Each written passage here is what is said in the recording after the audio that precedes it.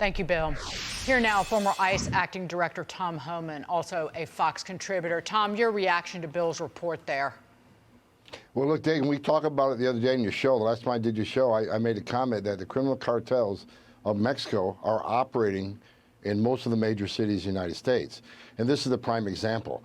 Look, the criminal cartels, the violence in Mexico will soon spread to the United States. They are not only fighting over the plazas in Mexico, cartels fighting each other for the control of the plazas, because they're making record amounts of money on drugs, alien smuggling, and human trafficking. But now they're fighting over the U.S. drug market. Who's going to control what cities? You're going to see more violence in the city. You're going to see more of these labs pop up all over the country because Mexican cartels are here. I've said for a long time, we should play the away game. We take the cartels down in Mexico, but we waited too long. Now they're on board in the United States. We're going to have to play the home game. But again, the away game is more important. That's where the head of the snake is. That's what we need to concentrate on. However, the Mexican government is not going to do it. They don't have the sophistication. They don't have the willpower to shut down these cartels. But the United States does. We need to take a bigger role in this. Yeah, Mexico doesn't have a will, but nor does Joe Biden and his team. And so today you spoke at a forum hosted by Arizona Congressman Andy Biggs.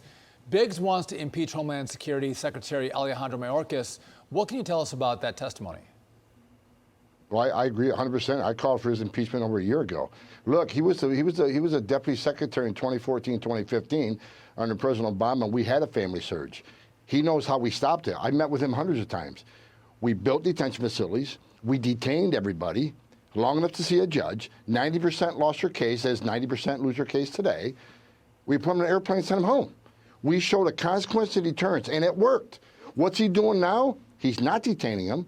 They're being released without a court date, and they're not being removed. 90% are still losing their cases, but he has said being in the country illegally on its own is not enough to ICE make an arrest. I talked to my friends at ICE. I asked how many of these people, that 90% that lose their asylum case, how many of you arrested?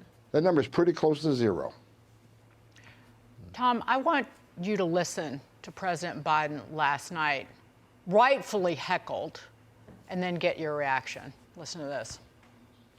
If we don't pass my comprehensive immigration reform, at least pass my plan to provide the equipment and officers to secure the border. And a pathway to citizenship for dreamers, those on temporary status, farm workers, essential workers.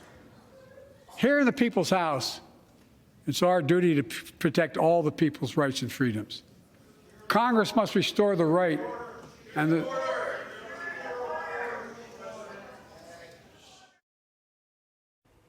Tom. Look, I was angry when I saw that because he knows everybody in that chamber, everybody, Republicans, Democrats, Independents, he, the secretary sitting in the front row, they all know that he created this crisis. It's not mismanagement. It's not incompetence. He ran on open borders, and their plan is coming together perfectly. He can secure the border tomorrow. All he has to do is put the Remain in Mexico program back in, which the court said are legal. He can put the three safe third country agreements in place. He can tell Mexico to put military on the southern northern border, or he will tariff them. He can follow the Trump policy that we created that gave us the most secure border in my lifetime. He is the first president in the history of this nation who came into office and unsecured the most secure border we ever had on purpose. What commander-in-chief does that? I've worked for 6 presidents, starting with Ronald Reagan. They all did steps to secure the border. Even Obama and Clinton took steps to secure the border. No one did more than President Trump, but he came in and unsecured the border, which has resulted in a record amount of Americans dying from fentanyl overdoses, a record number of migrants dying in U.S. soil, over 1,700, a record number of women and children sex trafficked into the United States, a record amount of profits for the criminal cartels who are now basing themselves inside this country to distribute their poison. This man has failed the American people. He can secure the border, but he hasn't done one damn thing, him or the secretary, to slow the flow. Not one thing. You know, Tom, it's a shameful record. Thank you for your clarity, and thanks for joining us on The Bottom Line. We appreciate it.